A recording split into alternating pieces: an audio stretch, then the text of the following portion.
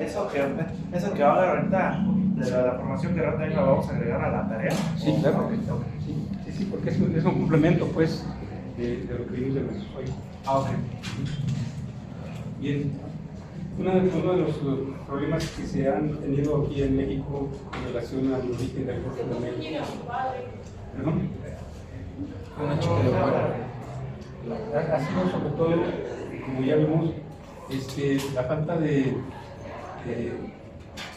respuesta a muchas preguntas que se tenían pendientes desde hace tiempo sobre la geología de México. Con el advenimiento de la tectónica de placas, las condiciones se hicieron cada vez más y más fáciles desde el punto de vista de la comprensión de los fenómenos. Pero se mantuvieron también algunas malas costumbres, por así decirlo, geológicas, de no verificar muy a menudo lo que leemos ni cómo lo leemos también.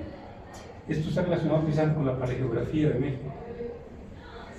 Una de las cosas importantes que es que con la tectónica de placas vino el desarrollo de lo que es la paleografía, como esta que ven ustedes aquí, en donde se utiliza entonces una gran cantidad de información que se publica anualmente por parte de compañías especializadas únicamente en hacer este tipo de trabajos. Son compañías muy grandes que tienen unos excelentes dibujantes sobre todo, y sobre todo lo que es importante son unos excelentes intérpretes de lo que son los diferentes fenómenos a nivel mundial. Aquí vemos el resultado precisamente de la integración de lo que es durante el Triásico tardío, la formación de la cordillera. Esta es la única imagen que conozco yo, puede ser que haya nuevas, ¿sí?, en donde se presenta, si ven ustedes aquí, el bloque de Chortis. ¿Por qué? Porque el bloque de Chortis todavía hasta la fecha hay muchas personas, aún en México, que no lo aceptan, que estuvo aquí precisamente unido en esta parte. Sin embargo, como yo les dije, desde el año 2000, casi 2010 o 2008, estudiantes de aquí de la escuela en el curso de Geología de México, precisamente, pidieron hacer precisamente como trabajo de final la reconstrucción de la cartografía de México. Y entonces se presentaba el problema de estudiar la parte de Centroamérica para poder relacionar esta información con lo que sería el sur de México. Esto fue de gran importancia porque ese grupo, sobre todo, se dedicó en serio a hacer ese tipo de estudios, aunque no quisieron publicarlo después porque no querían meterse en broncas así. Pero el hecho es que los datos que obtuvieron fueron realmente muy buenos y permitieron relacionar muy claramente lo que corresponde a la parte del norte de Centroamérica, desde Guatemala hasta la parte de Nicaragua, con lo que sería en la parte del sur, desde lo que corresponde a la parte de Nayarit hasta lo que es el Golfo, precisamente de Tehuantepec. Como consecuencia, entonces, se encontró que existía una muy buena correlación, tanto mitológica como cronoestratigráfica, basada en fósiles. Lógicamente, para esto pues, se tuvo que hacer toda una serie de concesiones, por así decirlo, ante el conocimiento de diferentes grupos de fósiles que no se utilizaban ampliamente en México, como por ejemplo la palinoestratigráfica. Como consecuencia, entonces, finalmente quedó muy claro que Centroamérica, en forma de lo que es el bloque de Chortis, estuvo unida en esta parte de hecho. Y con base en eso, entonces, a nivel mundial, pues yo presenté algunos trabajos relacionados con eso y me preguntaban siempre, ¿y qué seguridad tiene usted de esto? Pues la seguridad es que tenemos fósiles y tenemos también la parte de la estratigrafía, o sea, las rocas, ¿sí?, las estructuras.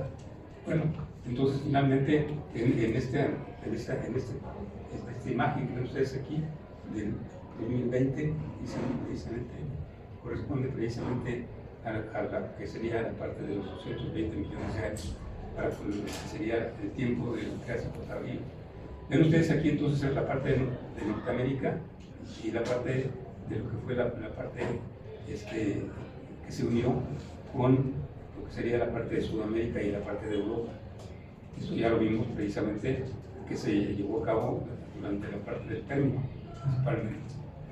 Y que después entonces vino, después del problema de la unión de todos esos continentes para dar origen a la Pangea, vino un proceso tensional.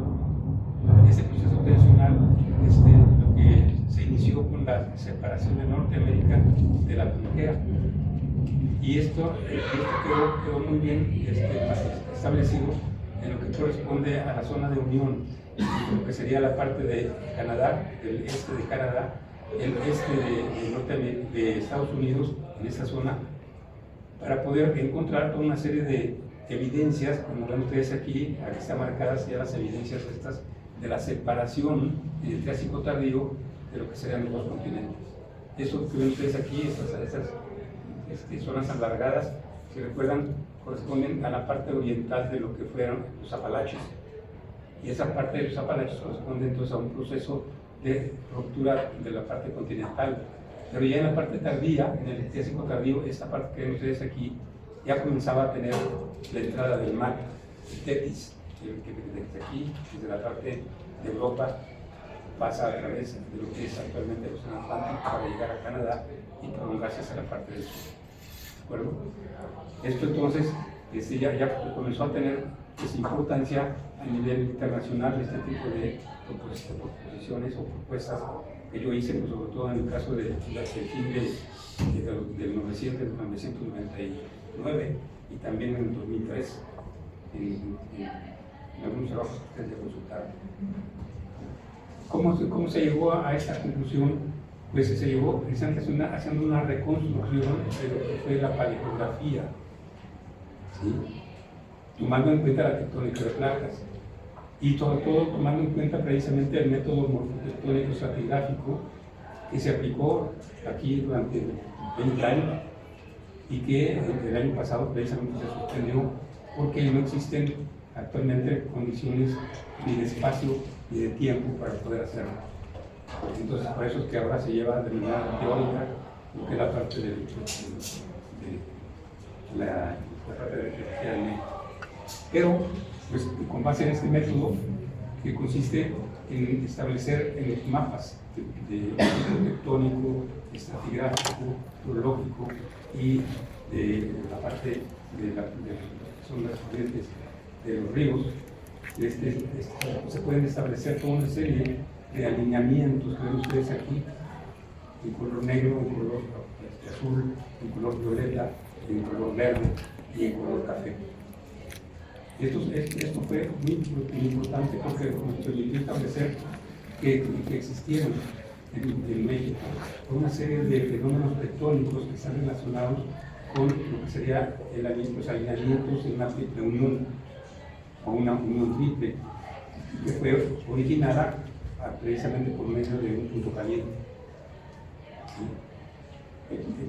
El trabajo inicial estuvo basado precisamente en la publicación de lo que fue el origen de la parte triple, de la triple unión, que consideramos que sería precisamente lo que se conocía ya para entonces en Norteamérica, de lo que sería el alineamiento de Texas, Horquilla, Sabinas, y la continuación de lo que sería el borde del bloque correspondiente aquí a la parte de Yucatán, en esa parte, y el alargamiento correspondiente a lo que sería la fosa de Campeche. Vamos a ver posteriormente. Y aquí en esta parte sería la tercera rama correspondiente a lo que se denominó la rama de Nautla.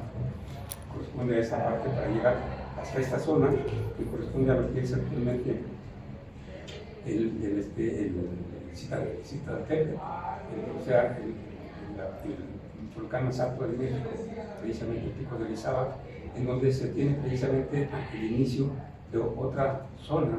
Vemos aquí en tensión que está marcada precisamente y que corresponde a la conexión de esta parte con esta parte que vemos aquí. ¿De acuerdo?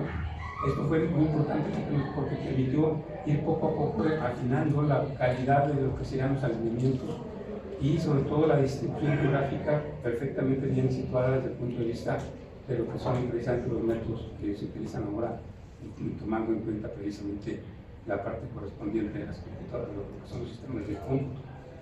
Y se dividió el territorio nacional en 3 grandes bloques, que es el bloque de Uxachanta de Guina, que vemos aquí, que vemos aquí, el bloque de Guayacocotla, el que ya hemos hablado también aquí, en esta parte de Guayacocotla, y el bloque de Tlaxiaco, que vemos en la parte de Oaxaca, en esa zona. Esto, lógicamente, está basado en lo que fueron los alineamientos mayores o de mayor importancia que permitían establecer condiciones de desplazamientos de bloques para la parte del tiempo mesozoico. Con base en eso, entonces, se hizo la síntesis de todas estas informaciones. ¿Sí? Gracias. Y esto permitió establecer la zona de unión entre lo que fue América del Sur con la parte del bloque de Tlaxiaco, vemos en la parte del sur. Vemos también aquí lo que fue la parte inicial de la Sierra Madre Oriental. En aquel tiempo, lógicamente, estamos hablando del Triásico en este caso, estaba formada por una gran fosa tectónica que vemos aquí en posición recta. ¿Por qué? Porque en este tiempo precisamente se había formado esta zona y esta otra, la otra fosa del Real de 14 a Tlaxiaco, en estas condiciones.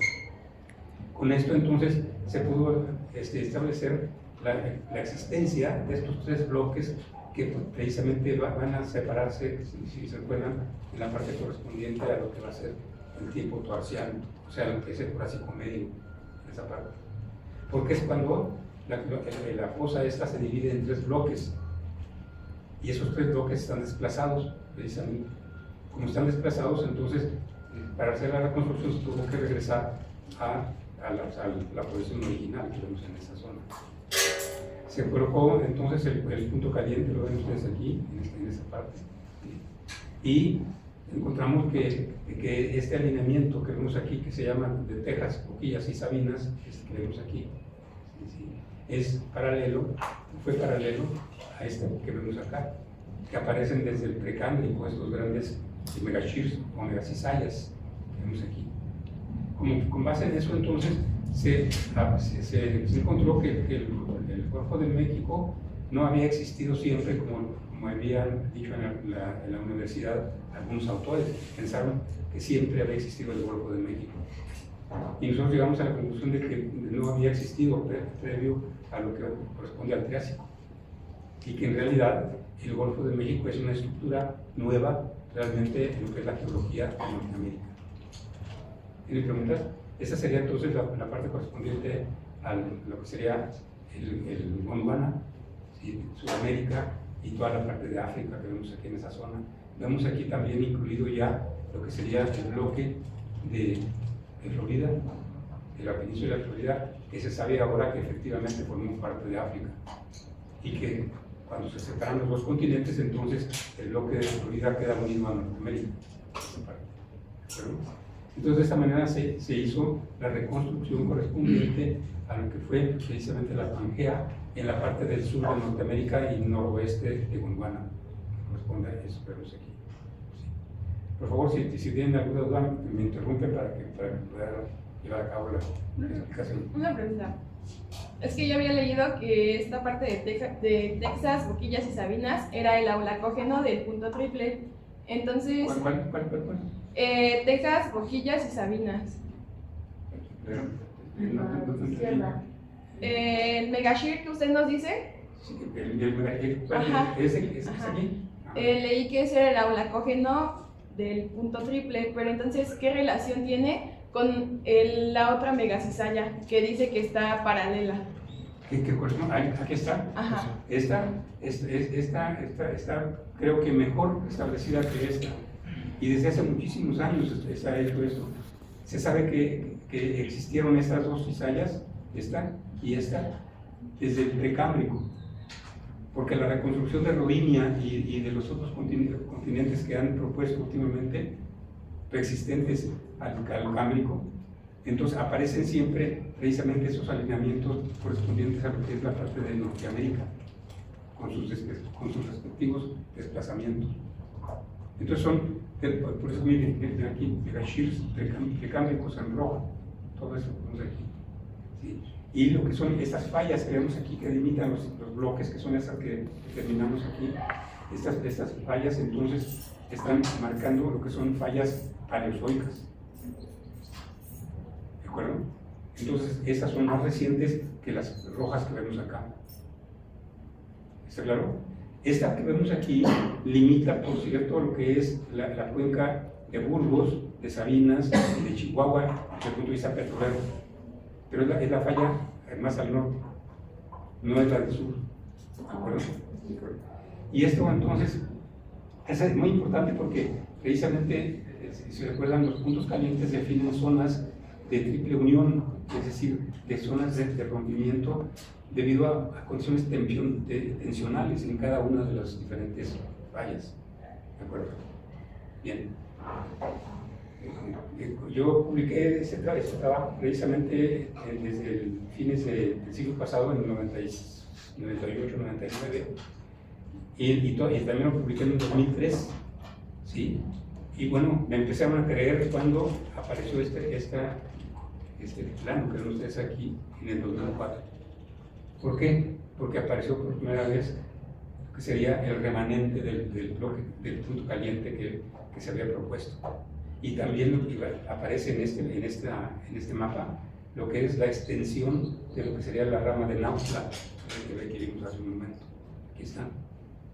Entonces ya en ese tiempo ya los mexicanos comenzó a tomarnos en cuenta, vaya, el Instituto Mexicano del Petróleo, sí, para poder hacer a tomar en cuenta estas informaciones con el fin de encontrar zonas más favorables para la generación de petróleo y para la producción de petróleo. En 1973, precisamente, Seifer y Sirkin, 1973, este libro debe de estar en la biblioteca, generalmente, fue el primer libro de geología histórica con tectónica de placas que existió. Pues allí aparece ya, en este libro, aparece entonces la evolución del Océano Atlántico del Norte. ¿Por qué? Porque precisamente ya para ese tiempo ya habían entonces aplicado en lo que sería en la parte de Norteamérica todos los principios basados en la sismología para poder determinar condiciones de edad y distribución de las diferentes zonas de generación de la parte de lo que sería el Atlántico primero del medio. Este fue el primer Atlántico que apareció. Luego recuerden que ya en el Jurásico tardío aparece el Océano Atlántico del Sur. Y recientemente apareció también lo que sería el Océano Atlántico del Norte, que vemos aquí, que se está actualmente formando en esa parte. Pero una de las cosas muy importantes es que se encontró que había un paralelismo, si se fijan, entre la distribución de las rocas del piso oceánico con los bordes continentales que se tenían ya presentes. Aquí los ven en esa parte. Tanto que se refería a la parte del límite o el borde de Norteamérica con el borde de América del Sur, que vemos aquí, igual. Y que cuando se unían los dos, entonces desaparecía lógicamente lo que se había formado, que sería el piso oceánico. Pero un dato muy importante es que para este tiempo entonces la magnetometría, ¿sí? Era ya utilizada para lo que eran determinar edades de los pisos oceánicos. Y se encontró precisamente que gracias a estas condiciones de la zonación de los pisos oceánicos, se podía determinar la edad correspondiente a los océanos si se tomaba en cuenta la edad de los pisos para condiciones positivas y negativas desde el punto de vista paleontológico. Y eso fue de gran importancia porque se encontró que las rocas más antiguas marinas, aquí las ven ustedes, aquí es un 180, ¿sí? Aquí. Es decir, que las rocas más antiguas marinas del Atlántico, ¿sí?, eran de 180 millones. ¿Y esto por qué? Porque aquí precisamente la determinación de este piso oceánico que vemos aquí a un lado del borde, aquí, dio esa edad. Y se encontró que es la misma que se encuentra en el otro lado, en la parte de África, en esa zona. Esto vino a demostrar entonces todo lo que era pues, la bondad de los estudios precisamente modernos de los pisos oceánicos, desde el punto de vista de la paleogeografía, ¿de acuerdo? Esto fue entonces muy importante porque esto determinó condiciones de que si esto era 180 millones de años y correspondía a la primera edad correspondiente al piso oceánico, ¿sí? La zona de fosas Newark tendría que ser más antigua, porque primero se rompe el continente y luego después viene ya lo que sería la evolución de esa ruptura para hacer que entre el mar en esa zona. Y ya vimos precisamente que existen 30 fosas perfectamente bien marcadas en la parte marginal de lo que es precisamente el límite entre África y la parte de Norteamérica. Esto que vemos aquí en la parte de arriba corresponde a la parte de Canadá. Esto que corresponde a esta parte de aquí corresponde a la parte de Estados Unidos. ¿De acuerdo? Esto fue ya de gran importancia para nosotros en el Instituto Mexicano del Petróleo, porque entonces dijimos, si esto está basado ya en datos modernos y precisamente las compañías petroleras ya los tienen, es que utilizan generalmente la tecnología más moderna para sus estudios, porque ahí está en juego el dinero. Entonces las compañías petroleras pues se gastan todo lo que tengan que gastarse con el fin de poder encontrar yacimientos abundantes y también que tengan grandes rendimientos económicos. Como ven, entonces, esto está relacionado pues no únicamente con el proceso de la tectónica de placas, sino la tectónica de placas ya vista desde el punto de vista petrolero. ¿Sí? ¿Por qué? Porque los petroleros encontraron que muchos de los yacimientos mundiales de petróleo, la mayor parte, están precisamente en zonas tensionales de la corteza. Y eso es sumamente importante. ¿Sí? Entonces, ¿qué hicieron las compañías petroleras? Empezar a buscar entonces las evidencias de esa separación y ver si esa separación había dado o no origen a condiciones favorables para la generación de petróleo. El estudio de las fosas Newark, que vemos aquí, que son 30 que van desde aquí hasta acá, precisamente. Esas son las que son visibles, ¿sí? O sea, las que se encuentran aflorando, esas fosas. Bueno, pues esas fosas, entonces se estudiaron, ya para ese tiempo ya se habían estudiado, que casi todas se terminaron de estudiar en 1976, o sea, 3 años después de que apareció este mapa, ¿sí? Correspondiente precisamente al estudio de esas 30 fosas. ¿Y por qué método? El método palinoestratigráfico. Se utilizó la palinoestratigrafía. ¿Por qué? Porque ya para ese tiempo se había demostrado la palinoestratigrafía que era el único método paleontológico que permitía y que permite todavía hasta la fecha hacer correlaciones de rocas continentales con rocas marinas, ¿sí? En zonas de tipo convergente o de cambio precisamente de ambiente sedimentario. Eso fue sumamente importante entonces, pero lo primero que se determinó fue la edad correspondiente a las fosas continentales, ¿de acuerdo? O sea, las fosas que están en la parte, en el margen exactamente de lo que corresponde a las montañas de los Apalaches que vimos aquí, que se habían formado. El estudio precisamente de esas fosas Newark, aquí están únicamente unas cuantas que son las más importantes por tamaño, que van desde la parte de Canadá, que vemos aquí en color negro, y luego después se van, esas siguen siendo las más importantes, ¿sí? Y fueron hechas por medio de la palinología, ¿sí? Por Travers. Travers fue uno de los grandes palinólogos, más bien el único inicialmente palinoestratígrafo, es decir, que utilizó la palinología desde el punto de vista de bases de correlación de secuencias sedimentarias. En el libro de Travers, se lo recomiendo, es de 1988, ahí viene esta imagen, dos imágenes, esta y esta que vemos aquí. ¿Sí? Esta imagen está marcando lo que son las diferentes fosas, las más importantes, ¿sí? Desde la fosa de Fundy hasta la fosa, precisamente esta que vemos aquí, la E, que es Cultivar, que son precisamente las fosas más importantes que afloran y que permiten entonces que se tomen muestras de las rocas precisamente continentales depositadas en esas fosas. Travers encontró que estas se podían perfectamente datar. Esas fosas tienen rocas sedimentarias desde lo que es la edad cárnica hasta la edad precisamente presmaquiana, o sea, desde lo que es el Triásico tardío hasta lo que es el Plioceno, que corresponde a la parte tardía de lo que sería el Jurásico temprano. En esta parte, si se fijan, todos son casi de la misma edad. Pero entonces Travers se dio cuenta de que posiblemente estas cosas se podrían continuar hacia el sur, ¿sí?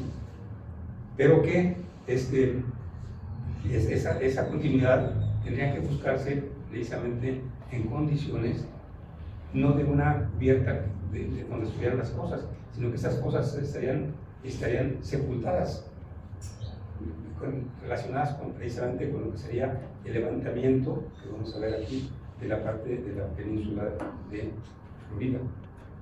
Y ven ustedes aquí el color correspondiente, aquí este color son color café, y estas que vemos aquí que son completamente sepultadas y son de color rojo. Bueno, pues una cosa muy importante que encontró Travers como palinustratígrafo es que originalmente se habían hecho más cosas que vemos aquí, desde aquí hasta acá, y que algunas estaban entonces cubiertas en la parte norte de lo que es la parte de Florida. Pero una cosa muy importante que le llamó la atención es que estas secuencias de aquí marcaban únicamente una edad triásica. Y entonces él dijo, lo que pasó es que aquí todo esto se formó al mismo tiempo, pero esta parte se levantó y se erosionó, y por eso es que no se encuentra la parte correspondiente a la parte del Jurásico principalmente. Y esto fue de gran importancia, lo vamos a ver, ¿sí? Otra cosa muy importante, desde el punto de vista de la correlación con el Golfo de México, las rocas, las zonas tensionales más antiguas estaban orientadas ¿hacia dónde? Hacia el sur. O sea, aquí, estas cosas, aquí en el Golfo de México, serían más antiguas que las que se ven acá. Y esto fue también de gran importancia desde el punto de vista de la historia que estamos iniciando, pues, en ¿Tienen preguntas? Dijo que las cosas del Golfo, ¿cómo dijo? Que son más antiguas que las... Sí, aquí se fijan que esta fecha que está aquí está marcando precisamente la continuidad de esa zona de ruptura con lo que vamos a ver que es la zona de ruptura del Golfo de México que está aquí. Esta línea que vemos aquí correspondería a la continuación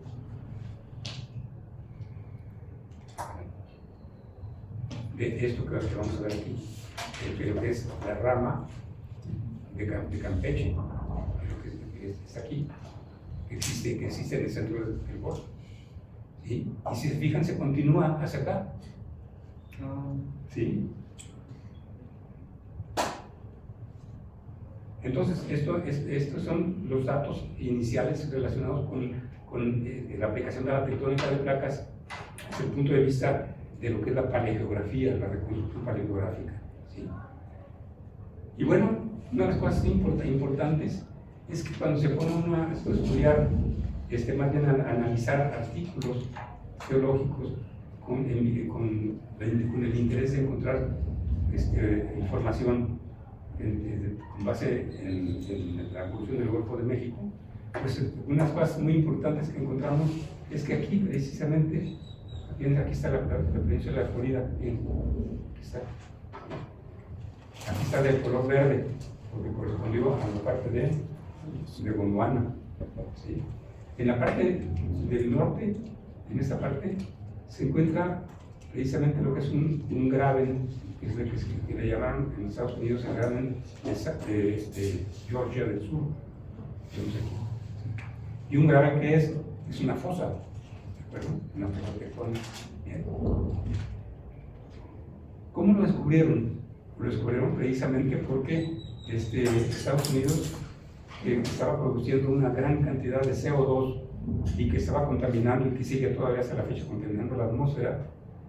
pues tuvo que comprometerse en esas reuniones que tienen a nivel mundial de que iba a reducir esa contaminación de CO2. Ya no iba a utilizar todo el carbón que tiene, que son yacimientos enormes, disminuyeron su utilización, y que iba entonces a ver la manera de poder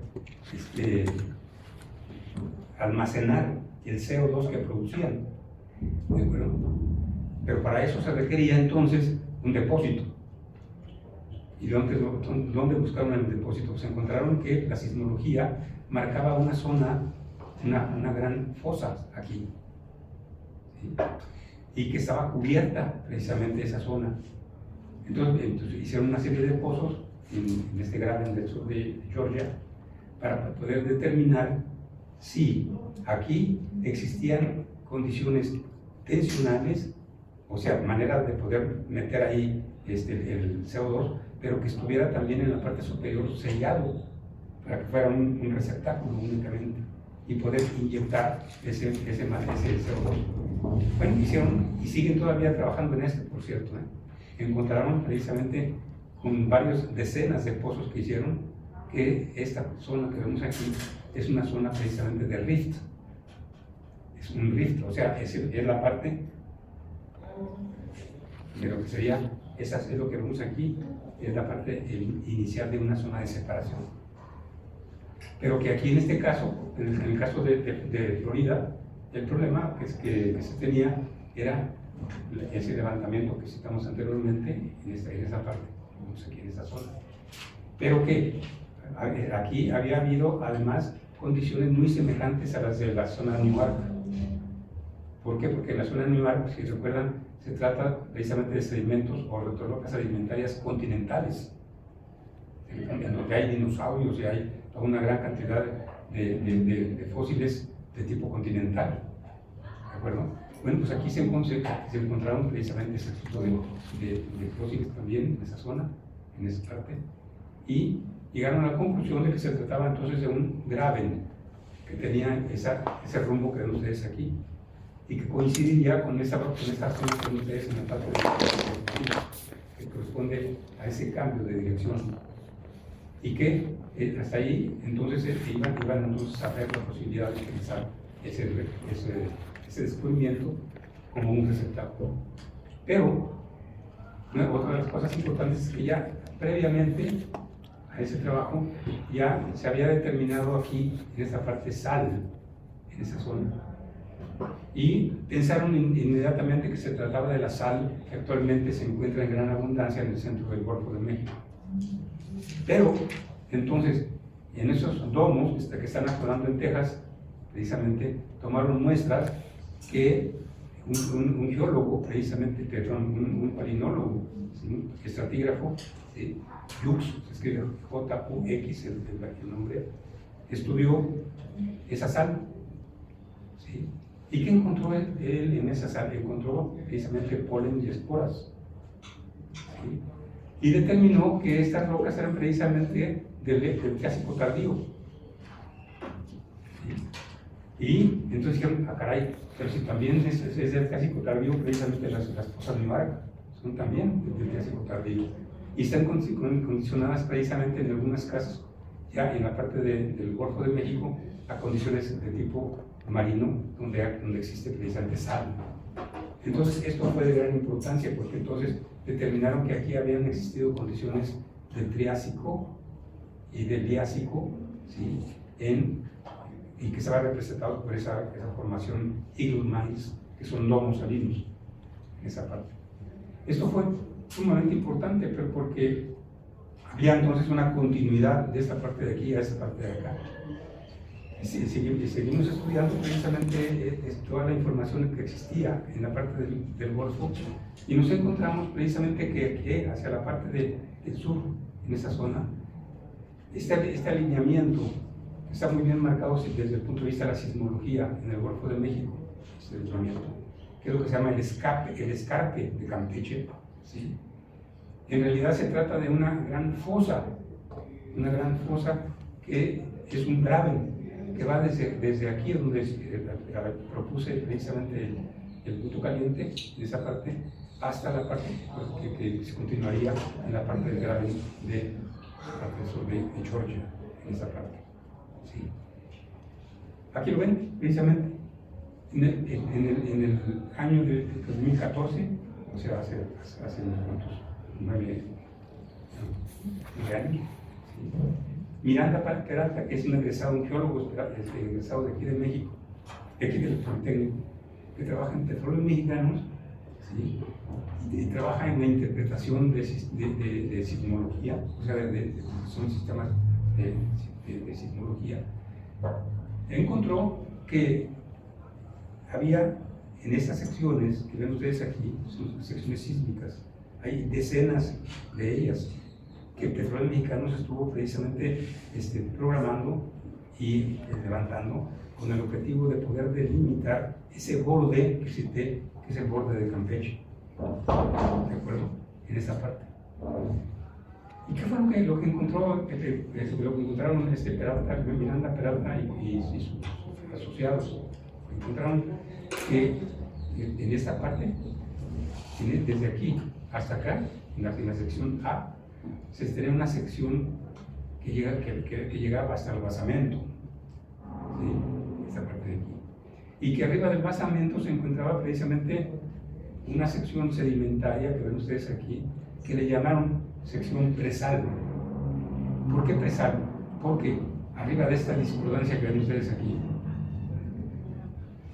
esta discordancia precisamente es la parte basal de lo que es todo el depósito de sal, que es gigantesco en esa parte, y que constituye todos los grandes domos y lo que son los knolls, es decir, de diferentes formas precisamente de intrusiones salinas en la secuencia tanto del Jurásico superior como también de lo que es el Jurásico y el Cretácico en la parte superior. Como consecuencia, entonces, esto vino a causar toda una gran revolución en petróleos mexicanos.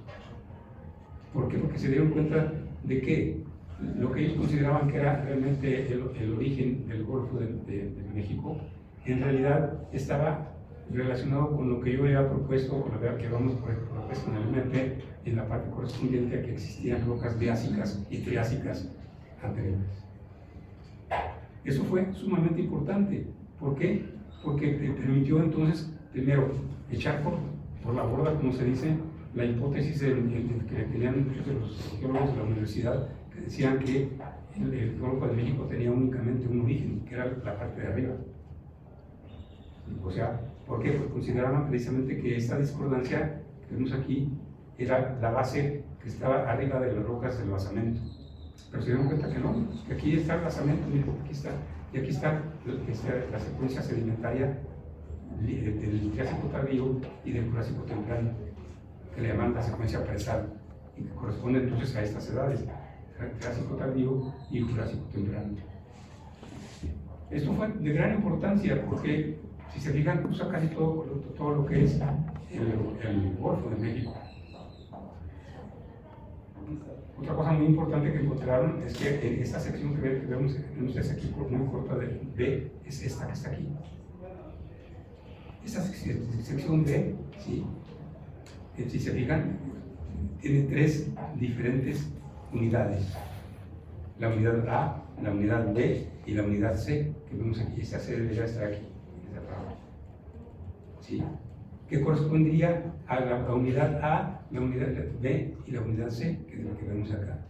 Pero lo más importante es que estas 3 unidades que están aquí estarían aquí, miren, aquí en este borde.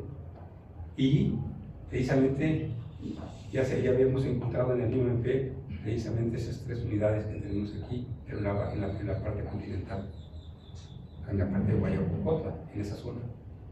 Y es más, el ingeniero López Ramos había ya encontrado que estas 3 unidades se encontraban en esta parte del continental, ¿sí? Llenando un graben, fíjense bien, llenando una fosa, y él llamó un graben perfectamente. O sea, que lo que veníamos siguiendo de casa del norte de Florida se podía seguir a través del Golfo y llegar hasta la parte del sur. ¿Sí? Con las 3 unidades. ¿Sí? ¿Cuál es el otro? ¿Se refiere a lo del bloque de Guayaquil? Sí, aquí está, precisamente aquí, vamos aquí, mira, aquí está la parte correspondiente a lo que sería esta sección que acabamos de ver. ¿Sí? Y luego vimos que se desvía hacia la parte del sur, en el que se había propuesto como el ramal de Nautla, en esta parte. Y ese ramal de Nautla chocaba con el continente en esa parte. Y se continuaba también hacia la parte correspondiente a lo que sería el bloque de Guayaboscotla que vemos en esa zona, en donde ya previamente se conocía que había amonitas del Ciásico y principalmente, y estas amonitas habían sido descubiertas en la parte de aquí, de Guayaboscotla, desde el inicio del siglo pasado, por estos bioestratígrafos que estuvieron trabajando para el Instituto de Geología en principios del siglo pasado, de origen suizo y alemán. Erben y Burkhardt, todos esos grandes autores que fueron estratígrafos, especialistas muchos de ellos en amonites. De tal manera que estos amonites de aquí donde están estas estrellas, ¿sí? Y habían sido encontrados por ellos acá, en esta parte. Pero bien, había un problema que tenían estos estratígrafos. Ellos no eran geólogos, pero lo que sí sabían era que los amonites de la parte de suroccidental, tenemos aquí color azul, tenían afinidad pacífica, pero que acá en la parte de Guayacotla, en la parte de Veracruz y de la zona de Tampico, hacia la parte del sur, en esa parte, también existían amonites de la misma edad, pero con afinidad lenticiana. ¿Claro? Es decir, que ellos determinaban que estos eran hermanos de los que estaban acá, pero que también había unos que tenían una afinidad pacífica. Entonces dijeron, pues entonces, ¿cómo es que tenemos esta relación tan rara? Entonces tuvieron la oportunidad de indicar lo que nosotros indicamos precisamente de la conexión de esta parte de aquí con el Golfo, sí, con el Golfo de México, en esa zona. Y, lógicamente todo esto originó muchos problemas porque había las personas que seguían la hipótesis de que el Golfo de México había sido eterno, por así decirlo, y que otros pensaban que las amonitas sí eran importantes, pero no tanto como para poder pensar que esto se estaba comunicando o estuvo comunicado con la parte del mar de Tetis. Estos son datos muy importantes porque aquí en esta parte, ¿sí? Aquí fue donde se encontró este fósil. Aquí está la cita, fue encontrado por el profesor Regino Trinidad Reyes, que seguramente conocen. ¿Sí? Pues sí, es un excelente geólogo de campo. Y yo lo invité a que nos acompañara a las prácticas que llevábamos a cabo en la parte de Oaxaca, precisamente en Semana Santa y también para muertos, para las vacaciones de muertos.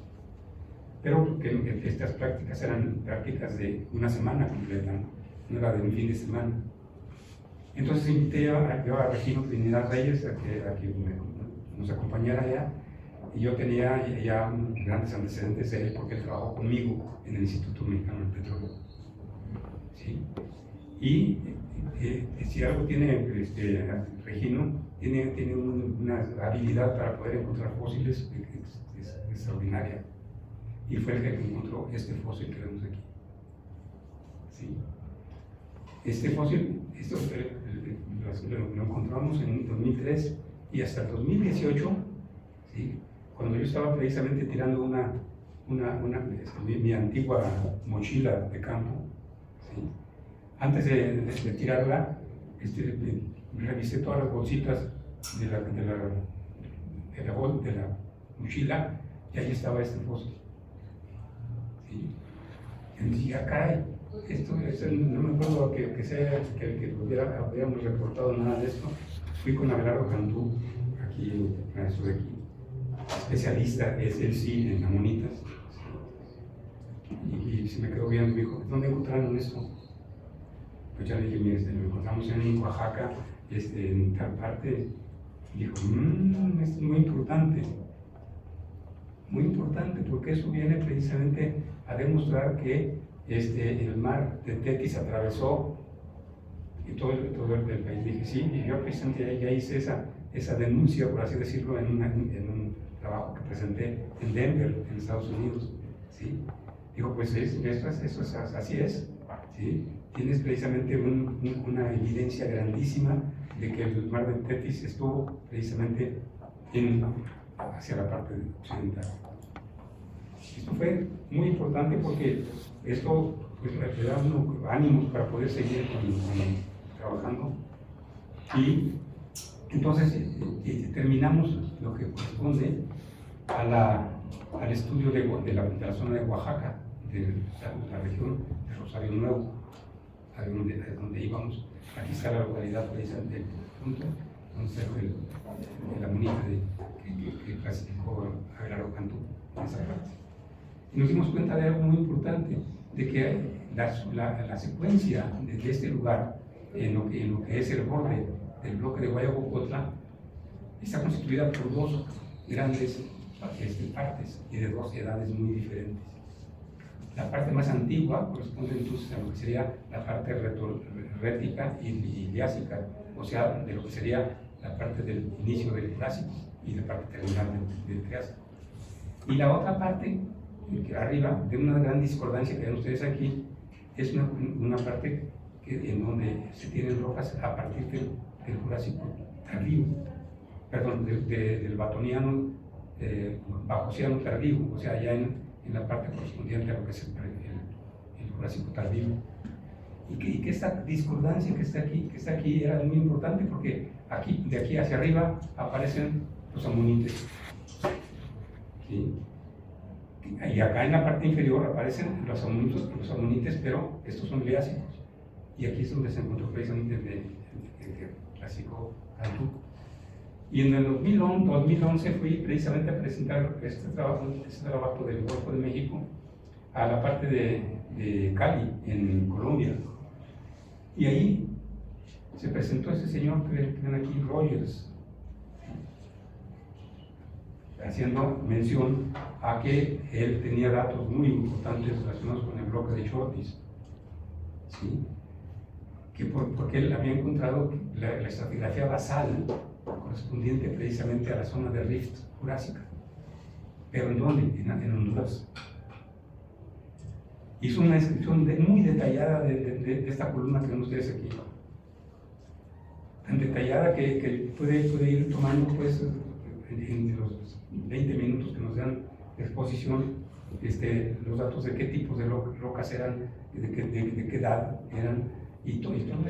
Y bueno, lo más bonito es que también él decía, a partir de una discordancia que tenemos aquí, ¿sí? Aparecen los amonites. Y para abajo no encontramos amonites. Entonces dije, caray, pues se parece mucho a lo que tenemos nosotros acá. Entonces ya estudiamos precisamente el artículo de Rogers, en donde viene la descripción. Es exactamente la misma columna, pero en dimensiones muy diferentes. Esto corresponde ya a la parte más marina de lo que sería el bloque de Shortis. Esto correspondería a la parte continental todavía en esa zona. Pero eso fue de gran importancia porque lo que estábamos haciendo en el IMET era seguir todos estos datos, ¿sí? Para poder llegar a tener una idea más clara del objetivo. Este objetivo se obtuvo cuando en 2005 Ezequiel Macías, que es un paleontólogo de la Universidad de Galo, aquí en México, y su grupo de paleontólogos comenzó a describir muchos fósiles, principalmente amonites, y él fue quien por primera vez en México supuso que estos fósiles deberían de ser precisamente de afinidad teticianas. O sea, aquí está precisamente el lugar donde está Guayacocotla, y que probablemente entonces esto tendría una comunicación en esa zona. En el 2005 también aparecieron precisamente los trabajos de Meister y de Blau, que son alemanes, que pidieron permiso en el Instituto de Geología para poder estudiar todos los ejemplares de amonites del museo y poder entonces establecer la dualidad en cuanto a ¿cómo se llama? Sí, no, sí, orígenes, es decir, determinar los que eran de afinidad atlántica y los que eran de afinidad pacífica. Y llegaron a la conclusión siguiente, ¿sí? ¿De acuerdo? Llegaron a la conclusión de que efectivamente, como dice aquí, ¿sí?, en la formación Guayacocotla, precisamente en la parte de lo que es la parte oriental, en el borde del continente con el Golfo de México, ahí se encuentran amonites, pero con diferentes afinidades. No únicamente encontraron dos, que serían la afinidad atlántica, sino la afinidad, de Tetis y la pacífica, sino que además encontraron que existen fósiles que son precisamente de afinidad completamente mexicana, es decir, corresponden a organismos que se fueron desarrollando en esta cuenca, ¿sí?, a través de tiempos en que llegaban organismos del mar del Tetis y los que iban en esa dirección. Pero en virtud de que precisamente también se trata aquí de especialistas en fósiles, pero no en geología, entonces ellos nunca pensaron que podría haberse comunicado esa parte que ven aquí con esta parte de acá. ¿Por qué? Porque se dieron cuenta de que aquí estaba precisamente el bloque de Florida, y esto les originaba muchos problemas para poder encontrar la continuidad de paso, igual en el sentido opuesto. Y esto entonces ya fue de gran importancia porque nos permitió pues tener confianza en que si nosotros estudiáramos los lechos rojos correspondientes a la parte de las fosas que vimos, que son las fosas de Chalperegrina Peregrina, hasta la parte correspondiente a Guayacocotla, y vemos ustedes aquí, nosotros tomamos muestras entonces en esta parte que vemos aquí. Aquí están las localidades, son estas que vemos aquí.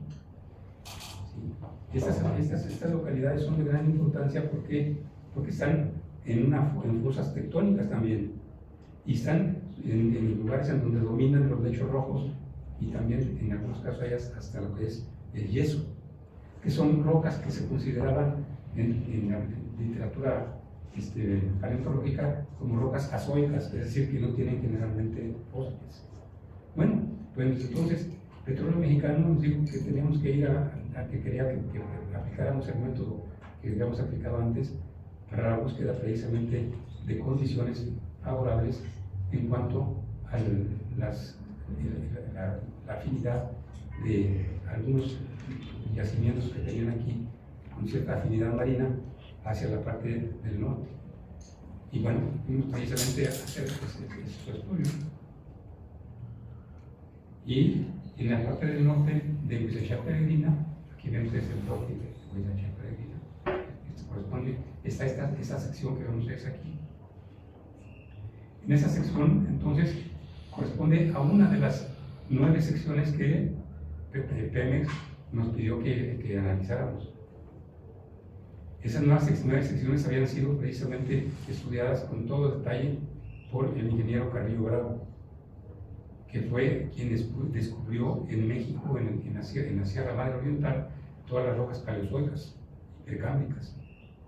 Entonces él ya era jefe de exploraciones de Pemex, y entonces me mandó llamar para decirme que quería que aplicáramos el método palinológico en la parte correspondiente a estas zonas, estas zonas, y que viéramos si realmente teníamos razón de correlacionar estas zonas con la parte de Guayacocotla. ¿Sí?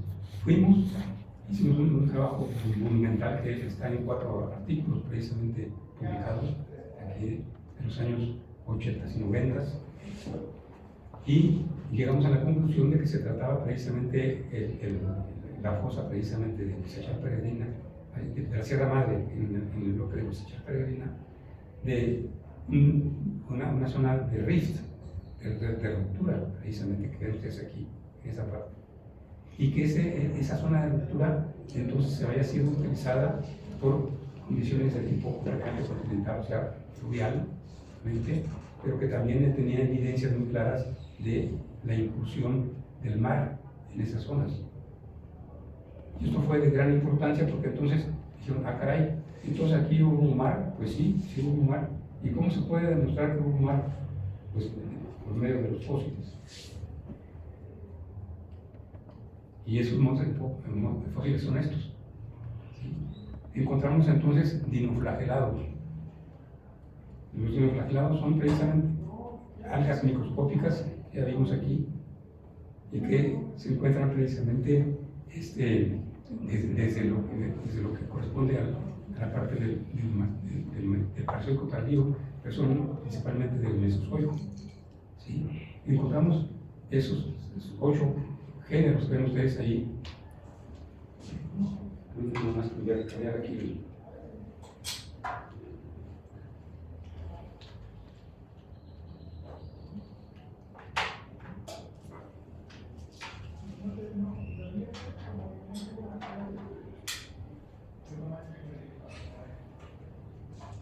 Aquí ven, eso que está con azul, son precisamente dinoflagelados, son palinomorfos de tipo marino, y el resto corresponde a palinomorfos de tipo continental, son polen, excepto esos que ven aquí son polen, y estas que vemos aquí son esporas,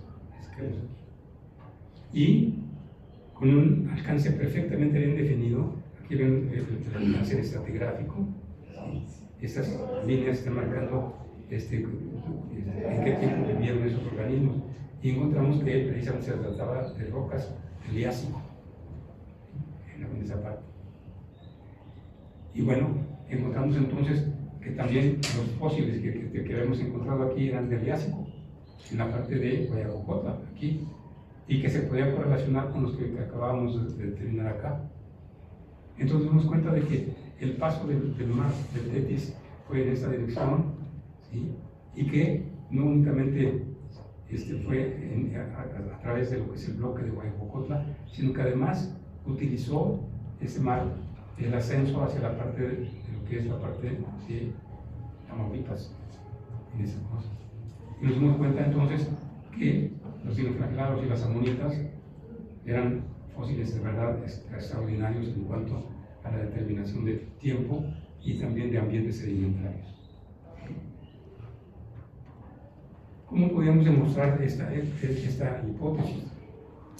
Pues esto se hizo precisamente tomando en cuenta los datos que acabo de citarles, durante lo que sería el Jurásico temprano y el Clásico, y utilizando también las ideas, por ejemplo, de Patricia Lebrun de 2009, quien utilizó todos los datos precisamente de los alemanes que estuvieron aquí en México, para decir, pero si tienen ustedes precisamente datos aquí que permiten suponer que estos organismos que son de tipo teticiano, de amonites, avanzaron en esta dirección hasta acá. ¿De acuerdo? Entonces, ya para entonces habíamos comenzado a analizar la parte correspondiente a lo que serían las localidades de las rocas de las compañías petroleras que les decía. Estuvieron aquí, estuve estudiando estas partes. Utilizamos la palinología además, y no únicamente en la parte de Canadá, sino también en la parte de Estados Unidos. ¿De acuerdo? En estas localidades que ven ustedes aquí, estas son las 4 localidades correspondientes precisamente a la parte ya de Canadá y la parte de Estados Unidos, y esta será la continuación del Graben. Miren, aquí está la península precisamente en esta parte de Florida. Entonces, aquí en estas, el análisis nos permitió saber que precisamente en la parte correspondiente, si venimos del norte hacia el sur, en la parte de Canadá, se tenían precisamente condiciones de gravel, precisamente en donde se encontraban esas rocas, ¿sí? Y que en la parte de Estados Unidos se tenía también gravel, que se continuaría hasta dónde, hasta la parte correspondiente a México.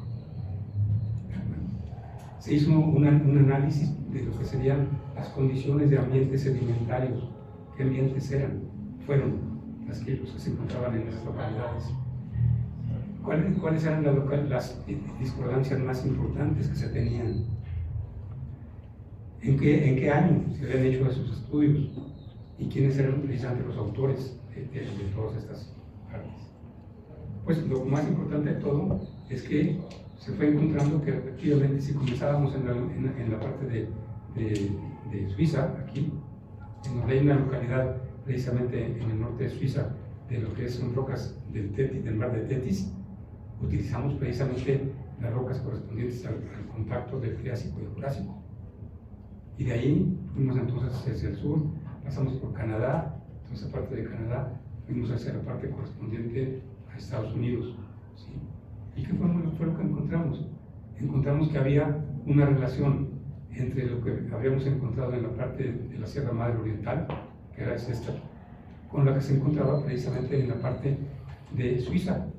O sea que ya entre los dos ya podíamos correlacionar los dos extremos. ¿De acuerdo?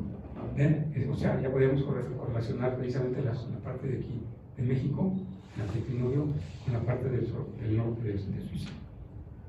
Y aquí está el resultado de los análisis palinológicos que hicimos nosotros en esa parte, ¿sí? Con los diferentes géneros de especies de fósiles continentales y de fósiles marinos, de fósiles continentales y de fósiles marinos, para todas las localidades que acabo de citar. ¿Y qué fue lo que encontramos?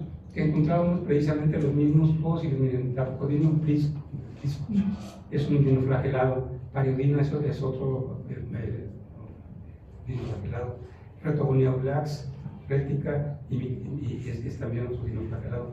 Micristridium es una critarca. Bueno, si se fijan, están acá. Entonces, esto fue precisamente ir buscando paso a paso esos granos de polen, y está publicado. Eso está publicado. Entonces, utilizando los datos de las publicaciones, pues llegamos a la conclusión de que teníamos la razón. Aquí están precisamente algunos de los dinoflagelados que encontramos.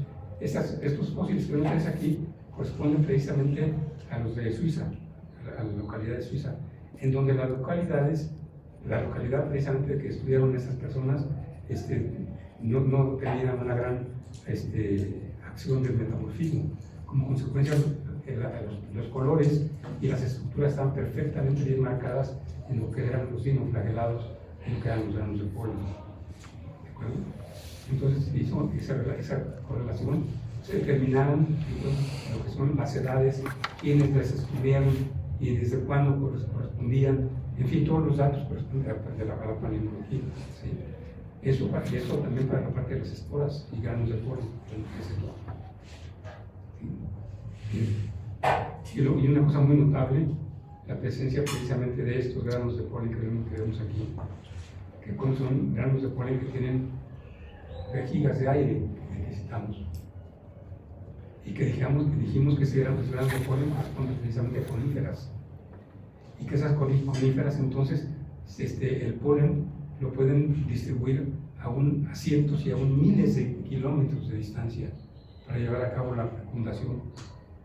Y que esas plantas que tienen precisamente esos granos esas vejigas de aire muy grandes corresponden a plantas que tienen y que siguen viviendo en nuestros días en altitudes de más de 2000 metros. Y esto fue de gran importancia. ¿Por qué? Porque ya sabíamos que entonces aquí, en esta parte, esta zona se había levantado al menos 2000 metros. ¿Por qué? Porque precisamente aquí en la parte marginal de lo que es el punto caliente, entonces ahí fue donde encontramos ese tipo de granos de polen. Entonces esto es lo que nos estoy indicando, que si teníamos aquí estos granos de polen, entonces teníamos que pensar que las partes al menos marginales habían alcanzado los 2000 metros de altitud. ¿De acuerdo? Y que como consecuencia entonces esto estaba relacionado con la primera discordancia, con la discordancia mayor que habíamos encontrado. ¿De acuerdo? Seguimos estudiando entonces en la parte de México y encontramos que se encontraban también en la parte correspondiente a esta parte que vemos en esa zona, granos de polen, otra vez, la Coridium discum, Pareodium, siguen en todas partes, indicando pues que hay una uniformidad en cuanto a la presencia tanto de organismos continentales como de organismos marinos. Y entonces llegamos a la conclusión de que la discordancia que habíamos visto inicialmente correspondía a la historia inicial del Golfo de México. Y que la discordancia que habíamos identificado y que se había identificado también en la parte de lo que era el estudio sismológico, entonces correspondía pues a lo que sería el contacto entre la parte marina inicial y la marina superior. ¿De acuerdo? Y que por eso teníamos precisamente la presencia, como ven ustedes aquí, de estas migraciones, mejor dicho, de estos depósitos que están marcados aquí en color encarnado. ¿Sí? Eso corresponde precisamente a lo que es el cuarzo. ¿Sí? Cuarzo, no es cualquier cuarzo metamorfo. ¿Sí? Y que los diagramas precisamente del origen de estas areniscas marcaban claramente que se trataba de cuarzo cratónico. ¿Qué estaba indicando eso? Que tenemos razón cuando decíamos que aquí se había levantado esto a más de 2000 metros, porque esa parte erosionó a unas rocas del cratón en la parte de esta zona de Norteamérica. Y esta evidencia se encuentra no únicamente en la parte correspondiente a la zona de la Sierra Madre Oriental, sino que la encontramos también acá en la parte de Oaxaca. Miren acá. Las mismas rocas, los mismos tiempos y las mismas características se encuentran aquí y acá, indicando que esta zona afectó tanto las cosas de tipo marginal, de la zona de levantamiento, como también las zonas marginales a las zonas más aledañas en esas zonas. Y aquí está la cuarcítica Cualac en el anticlinorio de Iquiyú, o sea, en Oaxaca. Aquí está la cuarcítica Cualac en la parte correspondiente precisamente a la parte del anticlinorio de Huizache Peregrino. Es impresionante cuando vemos precisamente que se trata de lo mismo, pero ¿a qué distancia? La distancia de aquí a acá son más de 1000 kilómetros. Pero si tienen las mismas características, quiere decir que lo que es la roca generadora de esos granos de cuarzo es la misma. ¿De acuerdo? Y que esa roca sufrió el mismo tipo de acción desde el punto de vista de la erosión. ¿De acuerdo? ¿Qué tipo es un estrato? Esto sería entonces la parte inicial. Si quieren ver la otra parte complementaria, es lo que lo veremos el viernes. Es el depósito de lo que sería la parte de lo que se conoce ya. Medicina.